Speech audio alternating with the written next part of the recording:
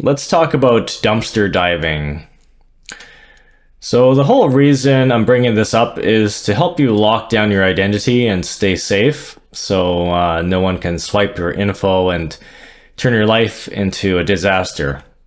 And believe it or not, one of the first tried and true ways that intelligence officers find information about someone is by rummaging through your garbage and recycling. It's the same thing the FBI does to catch criminals in North America here. But if you're working overseas, then if you're that agent doing this, you're often diving into the garbage alone because the waste systems are a bit different. Now here in North America, the waste systems are quite nice, so most of us bag it up and roll it in the bin to the curb on trash day. And then a truck or a collector picks it up. It's relatively clean and not much of a mess.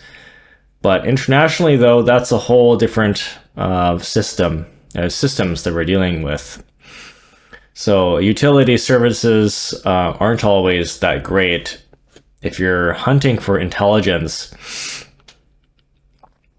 and information like this in a dumpster there somewhere, you might be digging through just mounds of disgusting filth that's been sitting there for weeks.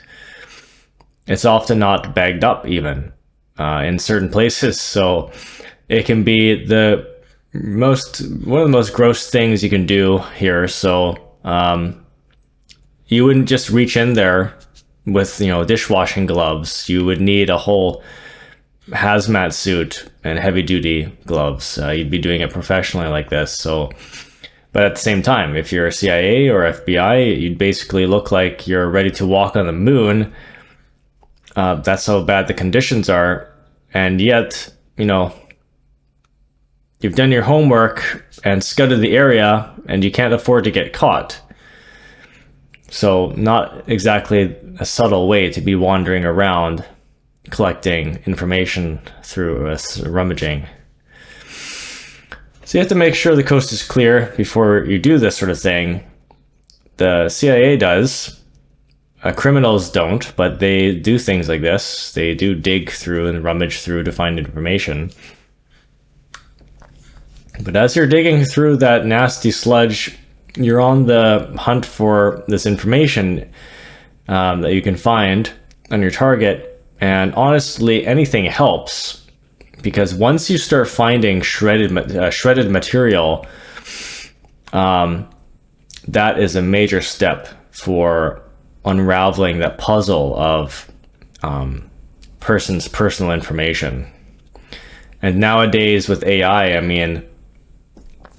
obviously it takes a long time and it's very difficult for somebody to solve that kind of puzzle where they have a few pieces of shredded paper, standard shredded paper, and they put it all together, just put these strips together just by, making associations and trying to see what fits piece by piece, right? But if you have all of the shreds laid out flat, especially if it's basic, strip shredding, long width or long way strip shredding, and you put it all just flat out, either upside down or vertically. At least if it's, straight or upside down, it's very easy for AI to read, right? If you take a picture of all this, if it's laid out perfectly, it doesn't have to be, maybe if it's on an angle, it's hard to see, but if it's laid out vertically, even if many of the strips are upside down, that is so easy to solve. You could take a picture of that, send it to Gemini or some other AI, and it will just very easily and quickly unravel that puzzle. It'll start putting the pieces together, literally, making associations, finding patterns, filling out the gaps by, using the most likely circumstances or likely information. So, one goldmine for investigators is health information. If someone tosses an old pill bottle, a prescription pill, you suddenly know that they have a heart condition and who their doctor is, and which opens the door for bribery and influences. And just like this kind of data is gathered overseas for intelligence, it can be used right here in the States or Canada for identity theft or blackmail. Whether it's a government agency or a local crook, someone is always looking for a way in. The simplest way to stop this is to just get a shredder. They're small and light and very cheap now. You can get one at any big box store, at Walmart, Canadian Tire, Home Depot, and all that. But just make sure, and Staples, of course, that it's a high quality cross-cut shredder. Because as I said, the strip ones are really easy to, even people can put them together, piece them together like a puzzle. So it's worth that extra $20 or so to have that peace of mind. You should be shredding absolutely everything that has even a hint of personal information on it. Anything with your address, with your phone numbers, your emails, and whatever else. Bank numbers, bank account information. Yep, that means all your bills, every scrap of medical paperwork, certain kinds of receipts, medical receipts, and anything you can think of that seems useful that you no longer want it to be useful. And when you pick up a prescription and you get that bag full of sensitive details, don't just put it in the recycling. You gotta shred it. Most people would be shocked at how much information they leave in their trash. Sure, you probably aren't tossing the bank statements, but things like medical records or even a gym membership can be sensitive, can have sensitive information. And if you know if someone knows where you work out, they can start piecing together your entire life. So first, you need a crosscut shredder, and I'll show you another video after this one that explains the different kinds of shredders. It's very helpful. And then the next thing is you have to make sure that you have a credit freeze that is active with all three bureaus. So if you accidentally toss something vital, you don't want a stranger opening a bank account and buying a house or getting a car in your name, right? So setting up a freeze is actually really easy now. I know someone who's had a freeze for over 20 years. And while it used to be a total pain involving, mail-in forms, nowadays you can just do it online. You can just do it all online today. So you can unfreeze it, you can freeze it again. Actually, what happens is you can visit the individual sites for the three main bureaus.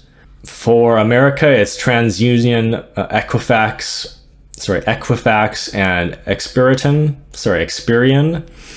I'm not sure if these are brands that will help you in Canada, but those are the American ones. And once you freeze your credit, they'll give you a code, usually 10 digits, which is what you'll use whenever you need to unfreeze it. So for instance, if you're buying a car and the dealer tries to run a credit check for a loan, they'll see it's frozen and they won't be able to access your score. So you just call them up or go online and enter a code and tell them how long to lift the freeze. And you can set it for something like 24 hours. So that the car company can run the check, and then it automatically locks back up. So it's not hard to do this. It's not hard anymore to do this. It's not a big hassle. It's not complicated. Every credit bureau's website basically walks you through the process step by step. So it's very easy, and just to make it temporarily or even permanently lifted. So in this day and age, with constant cyber attacks and identity theft being so common, you really should freeze your credit. So please get yourself a quality crosscut shredder. You don't want to make it so easy for criminals to find your personal information just by tossing it in the recycling. Especially volumes of pages in the recycling like that. So don't let me come dumpster diving at your place and finding a gold mine of information. Today we look at understanding paper shredding security levels. What do you need and what shredder can do it? With the great number of shredders on the market, understanding security levels is utmost important. In short, there are 6 security levels in paper shredding, ranging from most general purposes to top secret. Level 1 and Level 2 are designed for general shredding purposes, with a strip width of 12 or 6 millimeters. If it's a strip cut shredder, it's going to fall into this category. Many cross-cut shredders that cut not only down but also across the paper fall into the same category.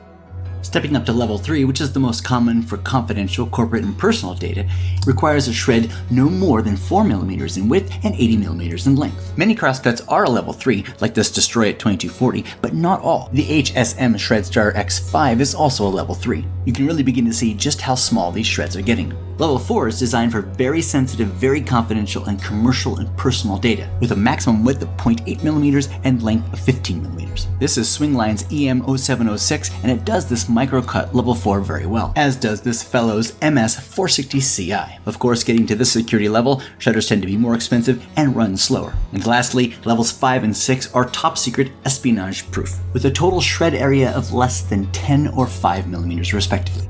Pictured here is Swingline's DSM0713. It certainly is pricey to get a security level this high, but these shreds are micro. We hope this video has been helpful. Please give us a call or keep clicking. We want to get you the right shredder for the job.